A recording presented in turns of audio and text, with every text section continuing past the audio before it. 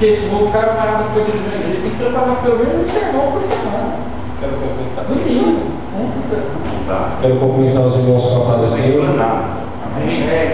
Eu gostaria de ler em Gênesis, capítulo 1, e o versículo 26, somente a parte A que diz assim: Então disse Deus, façamos o homem à nossa imagem e conforme a nossa semelhança. E eu gostaria de dar um tema para esta mensagem, que é o porquê que eu sou a semelhança de Deus.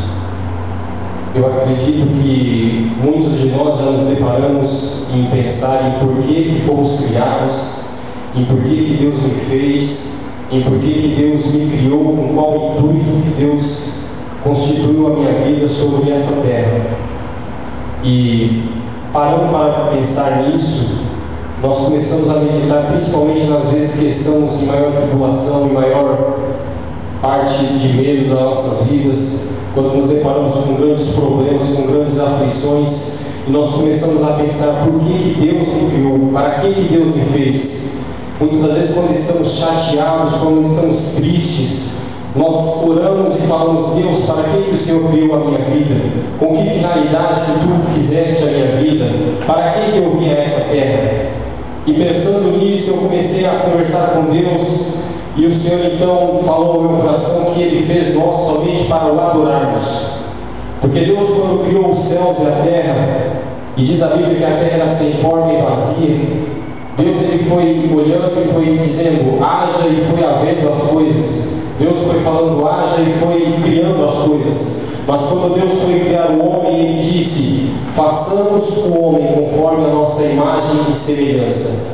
Quando Deus disse façamos o homem a nossa imagem e semelhança, Ele queria que fosse criado algo, Ele esperava algo do homem, Ele esperava algo da mulher. Então Deus criou nós com o intuito de adorar a Ele.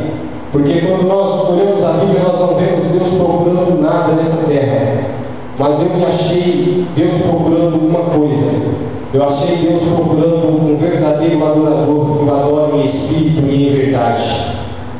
E olhando isso, adorar para mim não é simplesmente você chegar na igreja e cantar o hino e levantar a sua mão. Não é simplesmente você chegar na igreja, glorificar o nome do Senhor, dizer glória a Deus e aleluia. Adorar ao Senhor é você rasgar o seu coração na presença dEle. Adorar ao Senhor é você chorar na presença dEle sem se envergonhar daquilo que você está fazendo. Adorar a Deus é você fazer aquilo que está no seu coração e que você sabe que vai agradar e vai chegar com um cheiro suave às narinas do Senhor.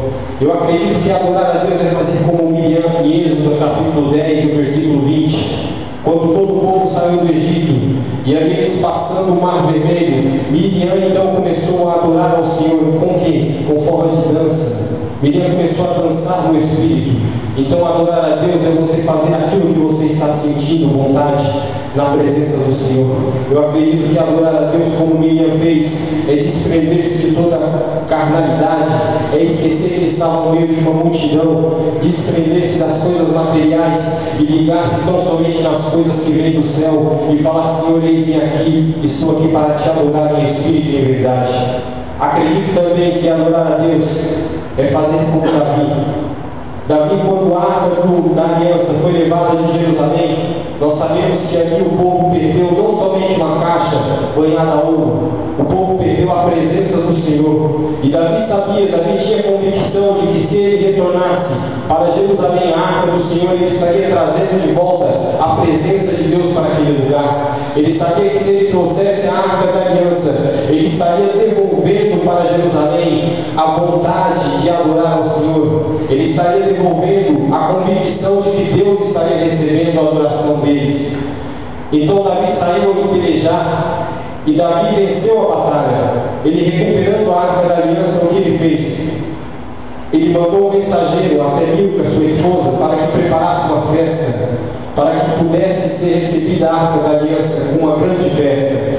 Mas essa festa não era somente para comemorar a volta da arca da aliança, era para que todos pudessem sentir a presença do Senhor, para que todos pudessem ver que verdadeiramente Deus estava em Jerusalém, que Deus estava retornando para aquele lugar. Não é porque a arca estava voltando, mas é porque o povo estava reconhecendo a necessidade de adorar a Deus. Então, Davi, quando recuperou a arca, ele entrando em Jerusalém, ele vinha sentado em seu cavalo, eu acredito dessa maneira, ele olhou para aqueles anciões que estavam ali, eles começaram a ver a arca entrando em Jerusalém novamente, e os anciões, então, eu acredito que eles começaram a chorar, eles começaram a ver a presença do Senhor de volta.